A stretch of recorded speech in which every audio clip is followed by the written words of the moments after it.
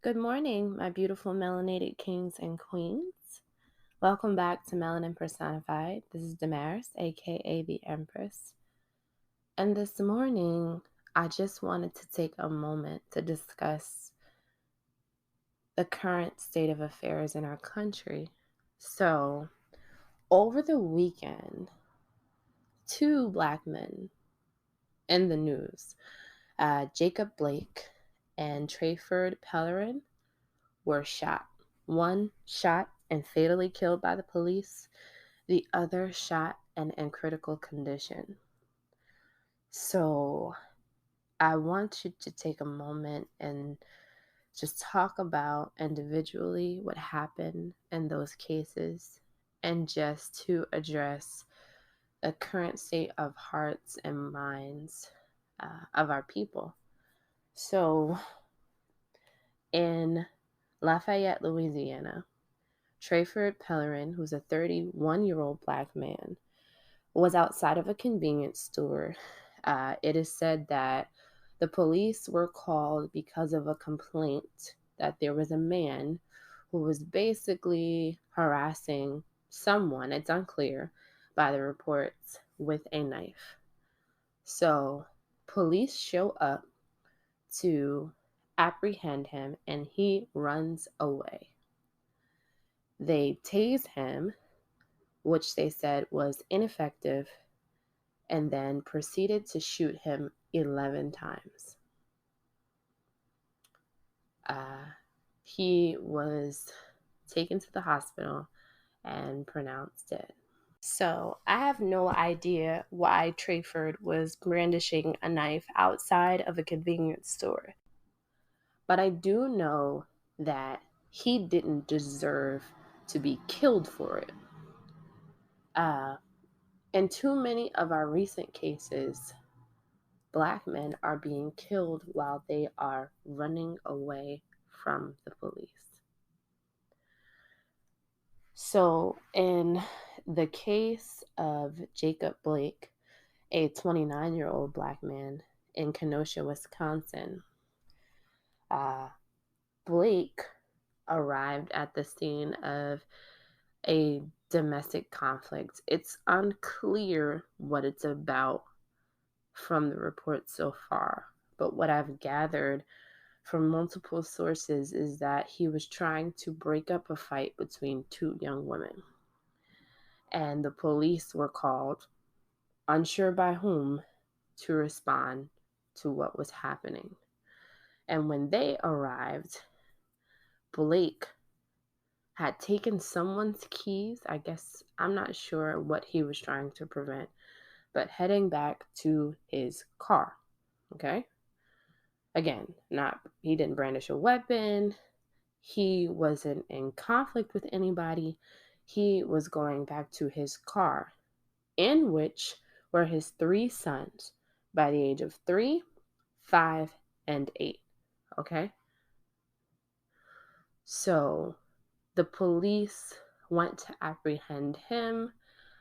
I can only guess for questioning, because if they haven't seen him do anything, assault anyone, I'm not sure why there was this level of physicality. But they also tased him. And then as he was getting in his car, mind you, they had a gun to his back. The officer had a gun to his back while the other officer had a gun pointed at him. Okay, that image on and already is enough to traumatize the three children that were in that back seat. But then at close range, I just want you to imagine this.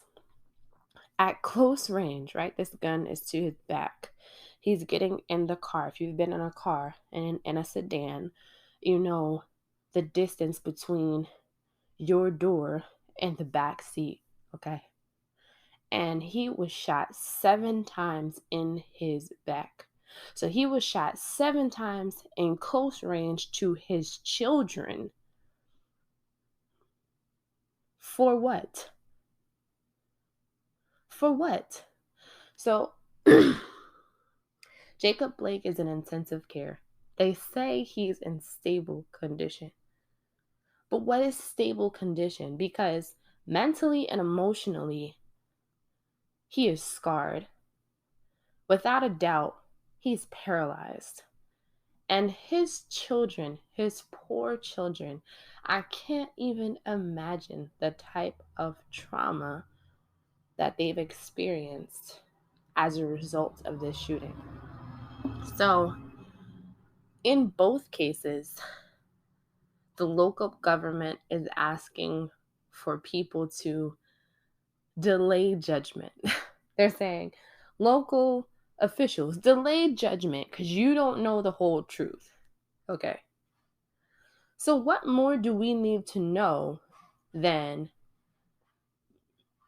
neither of these black men, Jacob Blake in particular, were trying to harm the police? Okay. So, I know and love many police officers. So I understand that in police training, you are taught how to disarm someone. You are taught how to de-escalate a situation without the use of brute force. Okay? And in both of these situations, I don't see that any of that training was used or exercised with these black men. And these are just the two most recent in a long, long, long line of killings that we are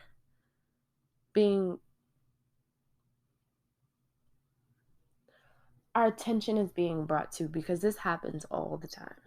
It's just now people have camera phones and are willing to record it.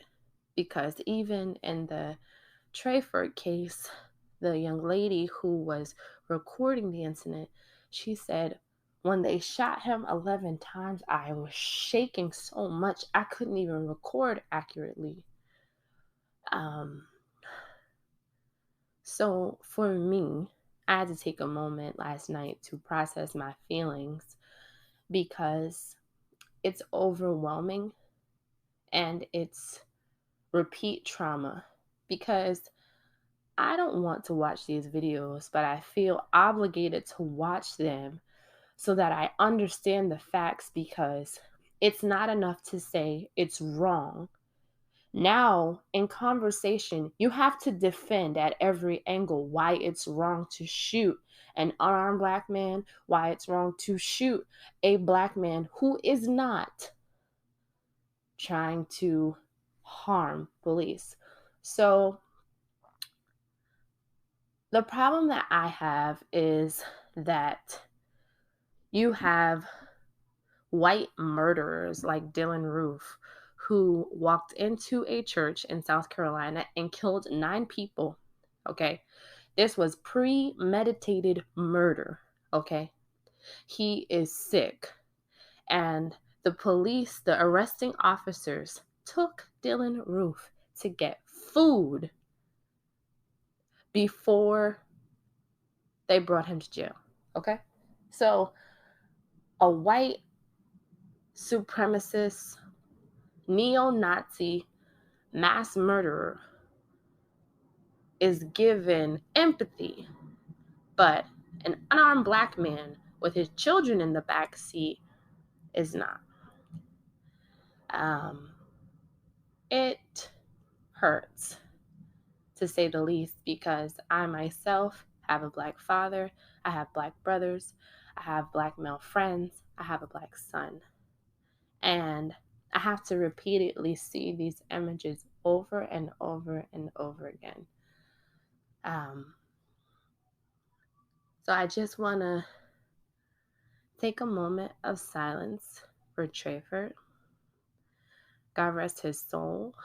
And my heart and my prayers go out to his family and his friends at this time.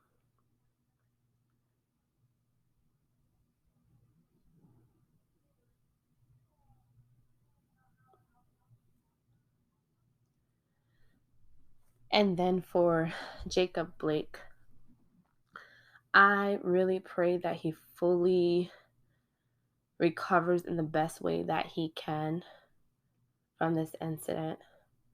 I pray that his children are able to receive counseling and help for all the many dark things that they are processing at this time, all the pain and hurt that they are processing at this time. I want to bring light to the current administration's stance on these things. So, Biden immediately addressed what was going on and called for action.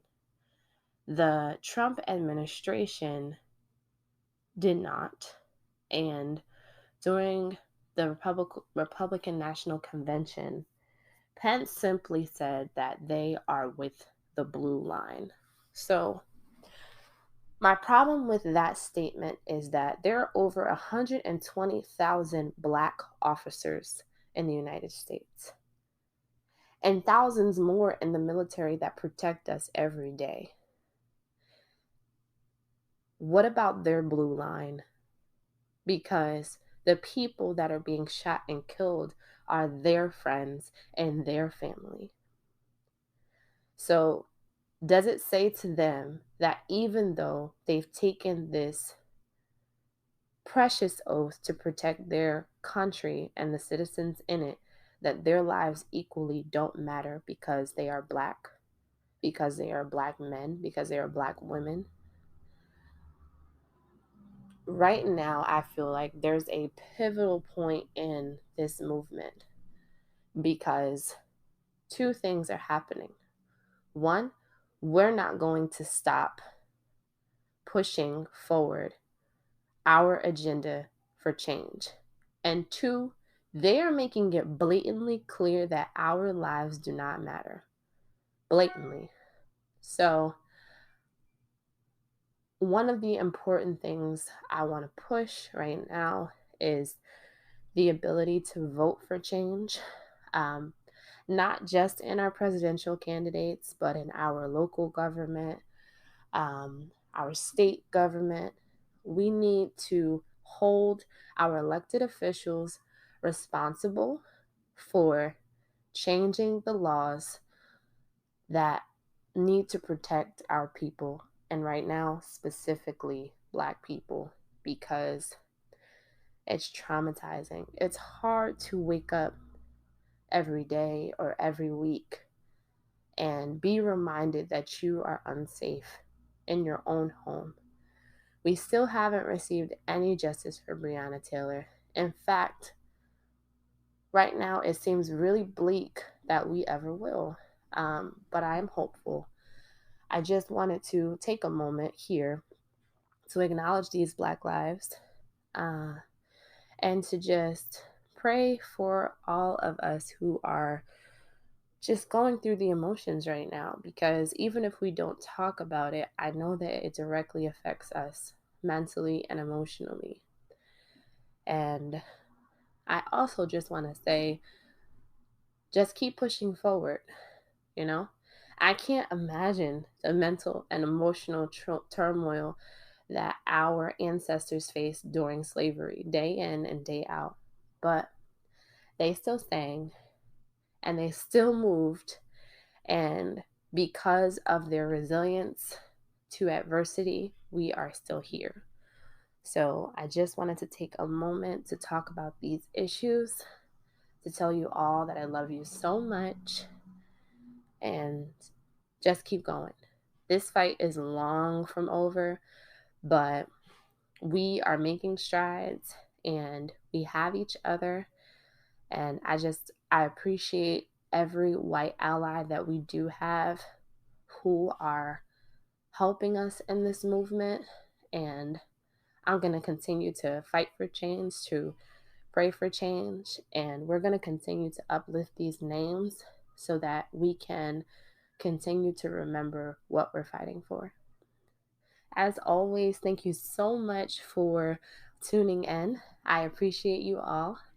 Love and light. and have a blessed and beautiful day. Welcome to the Empire.